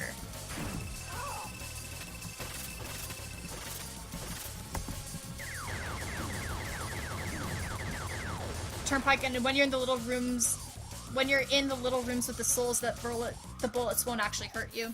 Yeah, but, you know. It's better to dodge anyway. We're so, you know, used to dodging. Even if, you know, I mean, it sorta does. It's, like, minimal.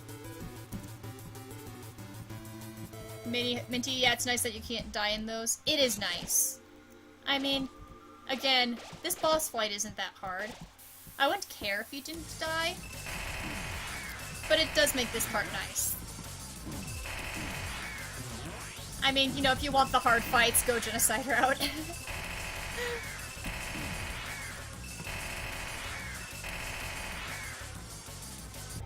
Alright.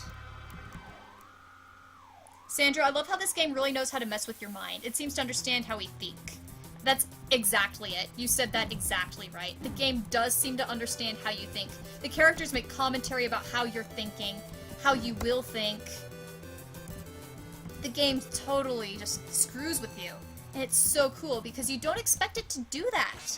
I mean, you start the game and you're just listening to characters talk about puzzles and japes and all sorts of silly stuff. And then it gets to the point where this game just literally screws with you. I really respect that so much. Okay, we're low on health, we're low on health, la la la, hurry up and appear, next soul. Thank you. Turnpike, I love the fights in the genocide route. No, that everyone talks about how they're hell, but they're so fun. They are fun. Like, I thought that I would get frustrated with the final genocide fight. I didn't. I did not get bored for a second. I did not get frustrated for a second. It's just so fun. So, so, so fun.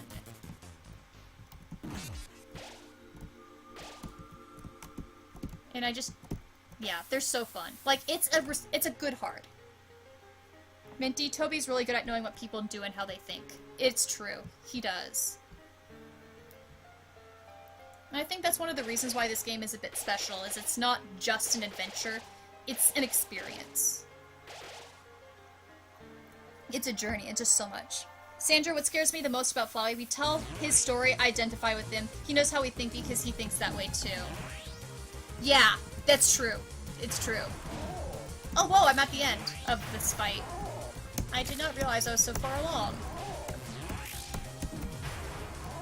Okay, I really don't need to dodge at this point. You can survive without dodging. Yeah, I'm not even trying. But it's so cool. Like, yeah. Flowey is a great character because of how he looks inside you. And, like, one of the things that I love is if you kill Toriel 3 times in a row, Flowey will say, "You remind me of myself." And that's just so cool and so chilling. I also love the fact that Flowey is so cheerful and upbeat while talking about really freaky things. And then Flowey just knows what you're up to when he shouldn't. Again, that fourth wall breakage. The fact that he fourth wall breaks makes him all the scarier.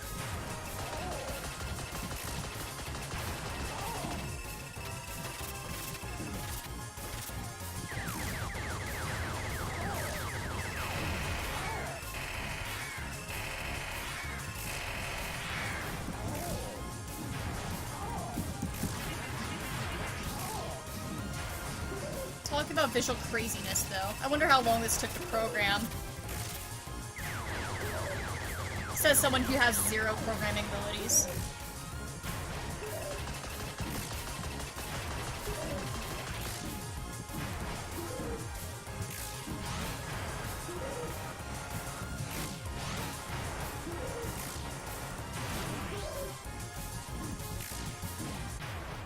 Woo! There we go! Boom!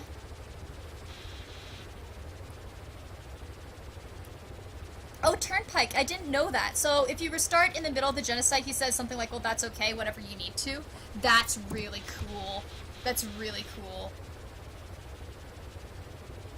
Okay, wait, no. When you restart in the middle of the genocide route, Flowey makes some comment about really, Kara, and sort of pesters you and criticizes you for it, is what I remember Flowey doing. That's what I remember the dialogue actually being. But I've seen that dialogue, yeah.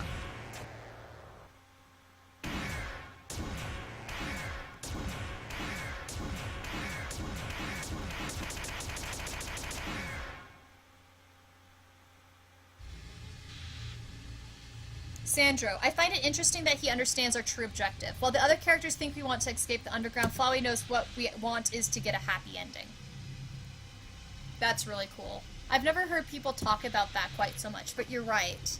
That's really cool. And Flowey in some ways will sort of sneak you towards that happy ending, depending upon your neutral route, and, you know, after the end of this, Flowey will give that suggestion too. It's true. It's really interesting.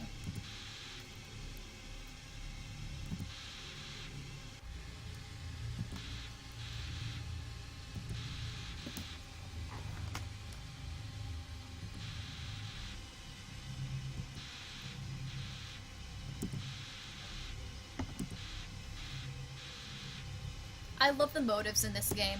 The, but nobody came, and how that appears throughout the game in both routes. And also in Flowey's past. This part is so cool, but nobody came. The fact that those motives happen throughout the game story. Again, this is just such good storytelling. Such good storytelling.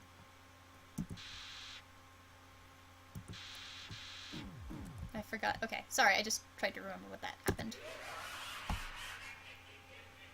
Here we go. Flowey's gonna attack us.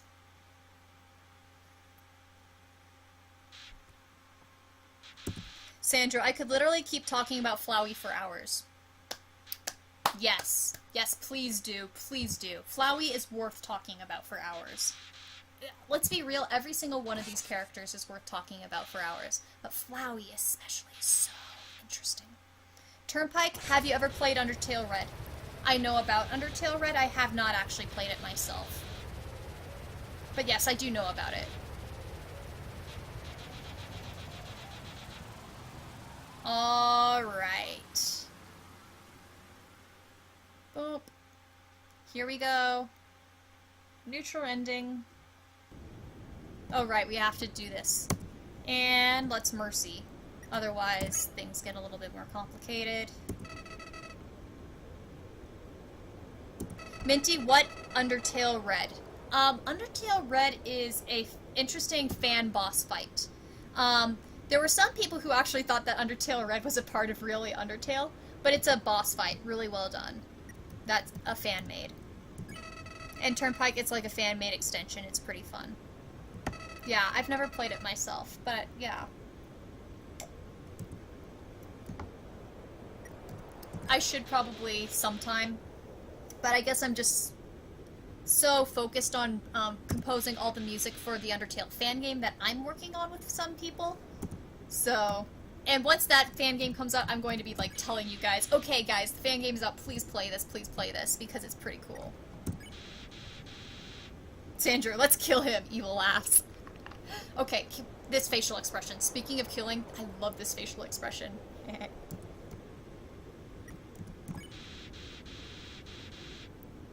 It's so good.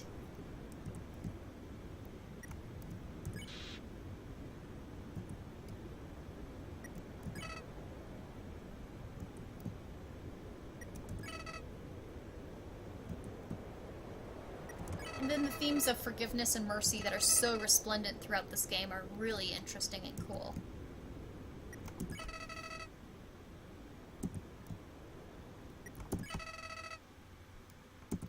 Flowey's about to run away. Poor Flowey. Bye-bye. Bye-bye, Flower. Cute little scary Flower of Doom. No.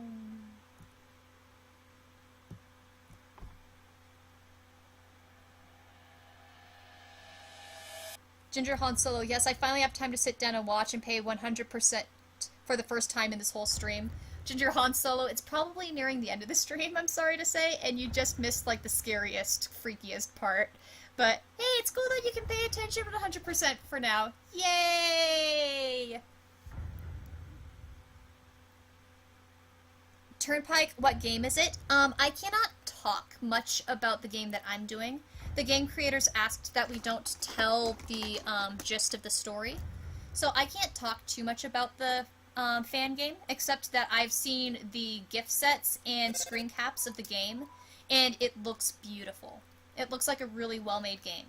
And so, yeah.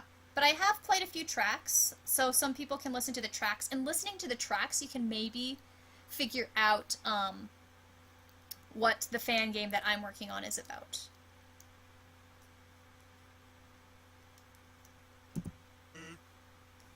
Hey, yes, Sans.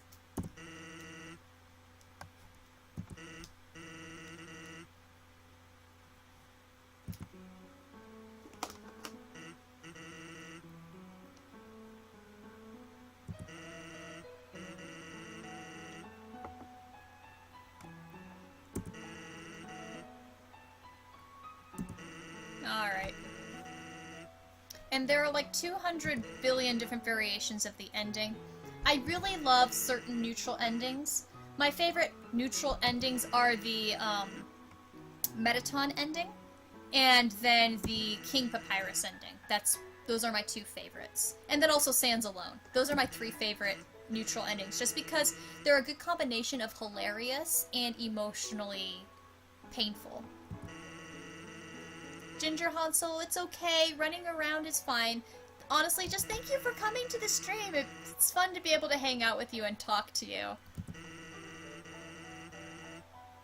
Yeah, sorry, Turnpike. I'm sorry that I can't talk more about the game. But I will say, even though they've been keeping quiet about it, it's probably going to come out around December, assuming we composers finish it in time. And yeah, I will say, it looks quite nice. So yeah. And I hope my music turns out nice. I hope the music works. Minty. Okay, the fact that Sans so hard... I can't read. Minty. Okay, the fact that Sans works hard for Papyrus when he's king just because Sans loves Papyrus is so great. It is. Also the fact that we know Sans wouldn't be a ruler by himself, given the ending when it's only him. It just means so much more the fact that Sans is like, okay, my brother is ruler, I'll help keep order, I'll help do the paperwork. And so Sans is behind the scene running the country, basically, for Papyrus, while Papyrus is the figurehead, helping people and giving them spaghetti. It's just so meaningful, the fact that Sans will do all of that incredibly hard work keeping a kingdom together because of his love and respect for his brothers. Turnpike, What Sans Alone? I've never done that one. It's the one where you kill all of the major characters, except, well, obviously, you can't kill Alphys and you can't kill Sans. But Sans, the dialogue is really poignant when it's just Sans, and so since everyone else is dead, he can't hand the phone off to everyone else. And you've killed a lot of people in this route. So Sans will actually make some comments that show that he has a bit of emotional guilt about what happens. He says things like, this is what happens when people like me take it easy. And then he'll also sort of bite back at you, and he's like, you know, at least the underground's not crowded because of all the people you killed. Hope you had fun doing that. Actually, no I don't. Go to hell. So it's really, really good dialogue. I like that one. I love that one so much. So that's why I like that one a lot, is you get inside Sans' head a little bit more, and it's just so emotionally wrought, that phone call that he gives to you.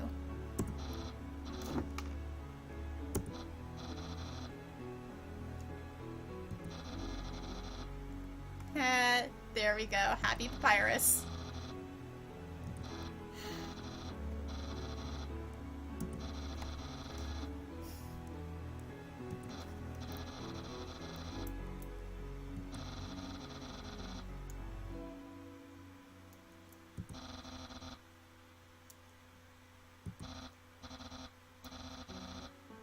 It's sort of interesting, Papyrus saying that we're helping Alphys with her research, because one of my opinions is that Sans is currently helping Alphys with her research, but now it feels like it's a little bit more out in the open that Sans is helping Alphys with her research, since Papyrus and Undyne are now involved.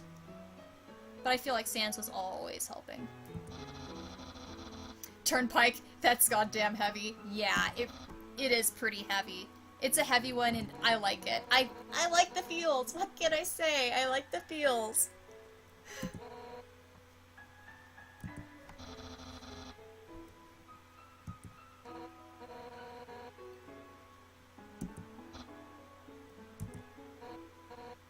Oh, another one of my endings is my favorite endings. Is the near genocide route. Is the one where you opt out of the genocide route last second and Alphys becomes the ruler. That's another one of my favorite endings. That one's really cool, too.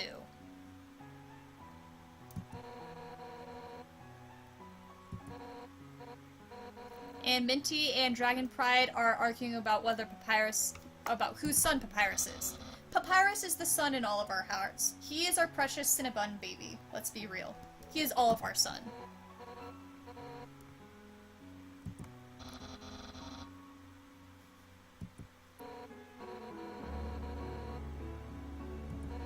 Undyne would be the world's worst lab assistant, let's be real.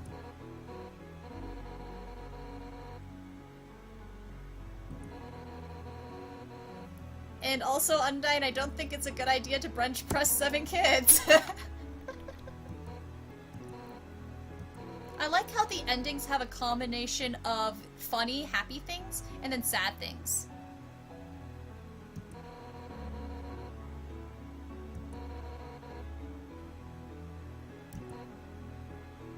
It's just it's a cool combination that you have both the happy and the sad. And I think that's one thing that characterizes all of Undertale, is that happy and sad. Dragonpie says, me, Sans, Pap, and Hiccup, a perfect family. That is a very good family. I agree with you, sir.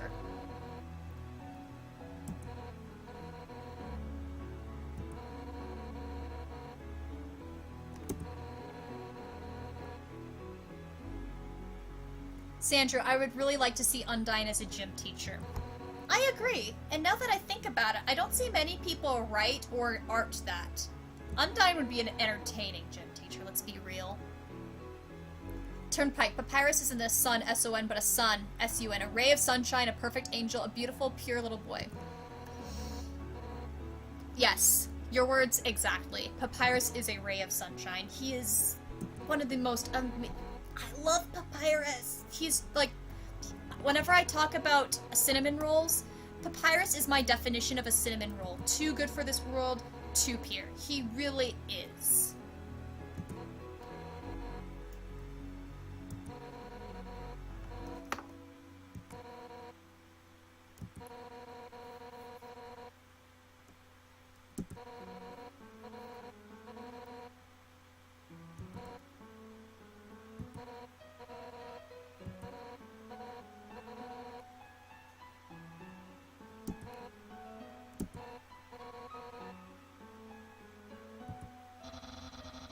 Turnpike. Sans is why I don't play basketball. And Sandro, everyone loves Papyrus, even Flowey. It's so true. There's some interesting theories about Papyrus and Flowey's friendship. And just honestly, the fact that it exists, so interesting. So interesting.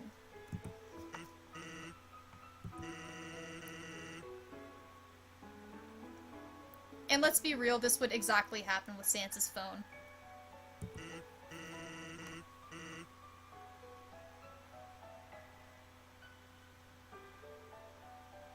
Jill, there's a theory that Frisk is dead in any neutral ending. That seems weird. Why would people say that?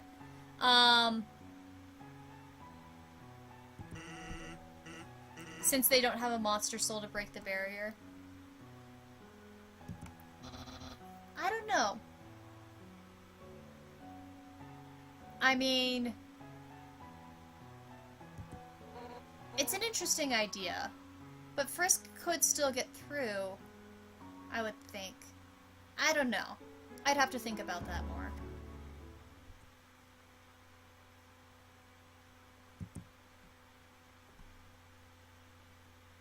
Alright. And here comes the Flowey part. Hey Jill, it is getting late, so no worries. I'm thinking it's about time to end the stream, so once Flowey makes this little comment, I'm going to end the stream, and we can,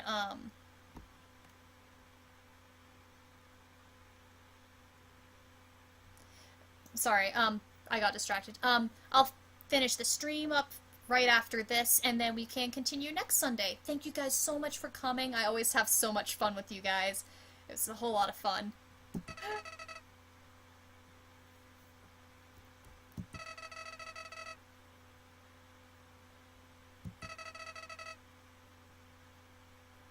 Jill, I like the theory that Flowey has PTSD. There's a lot of interesting theories about Flowey. I don't know... I don't prescribe to the theory that it's PTSD, but I do feel like Flowey has gotten really, really screwed up and corrupted in other ways psychologically just through the process of resetting so many times. Ginger Han Solo, did the streams change to Sundays? I'm guessing you didn't see my post. I'm streaming on Sundays for the next few weeks because I'm attending orchestra concerts on Saturdays. So I can't stream when I'm in orchestra. That probably would not be a good idea for the poor symphony. So yeah. Minty, thank you so much. I had fun, so yay. And this was a good one, so yay. Good night to everybody once I finish this. But yeah, Flowey is interesting psychologically. There's a lot of really good analysis about Flowey's psychological challenges, and I've seen a whole lot of variation for how people interpret Flowey. It's really interesting.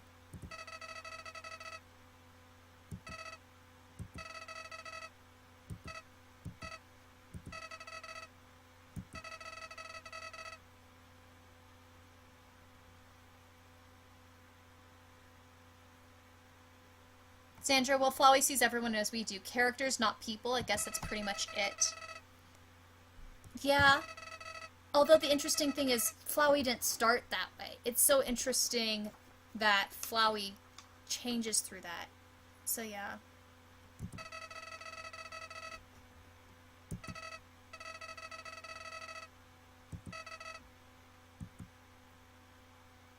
Alright, there we go. I'm going to do a save and exit the game. So I guess this is it for the stream. So thank you guys so much. That was a whole lot of fun. So thank you guys, and I will talk to you guys later. So take care and see you next Sunday, hopefully. Night.